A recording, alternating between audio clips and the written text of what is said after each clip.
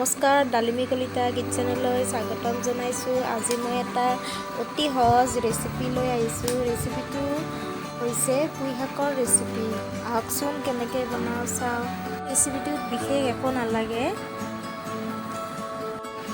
মই পুঁই শাক লৈছোঁ। পুঁই শাকখিনি এতিয়া মই পাতবিলাক কাটি লৈছোঁ আৰু ঠাৰিবিলাকৰ আঁচবিলাক ধুনীয়াকৈ মই গুচাই লৈছোঁ। কাটি লোৱা পুঁই শাকখিনি মই ভালদৰে ধুই লৈছোঁ।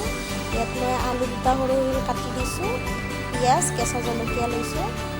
এতিয়া মই তেল দি দিছোঁ গৰম কেৰাহীত। তেল দি গৰম হৈ গৈছে। এতিয়া মই কাটি থোৱা কেঁচা জলকীয়া, পিঁয়াজ দি দিছোঁ। এতিয়া মই অকণমান লৰাই দিছোঁ। এতিয়া মই পুঁই শাকখিনি বহাই দিছোঁ।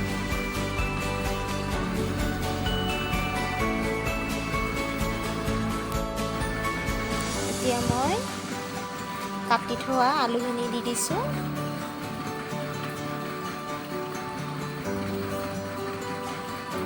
অকণমান লৰাই দিছোঁ।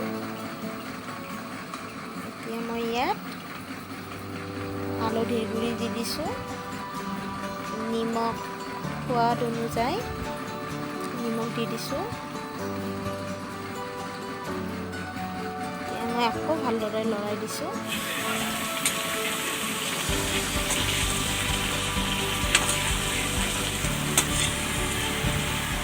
পাঁচ ছয় মিনিটৰ কাৰণে এতিয়া ঢাকনি মাৰি দি দিলোঁ।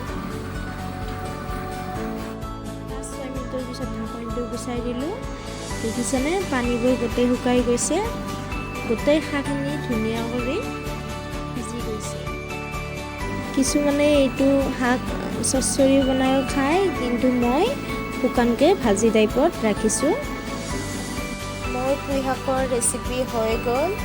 যদি ভিডিঅ'টো চাই ভাল লাগিছে, আপোনালোকে লাইক, কমেণ্ট, শ্বেয়াৰ লগতে চেনেলটো ছাবস্ক্ৰাইব কৰিবলৈ নাপাহৰিব।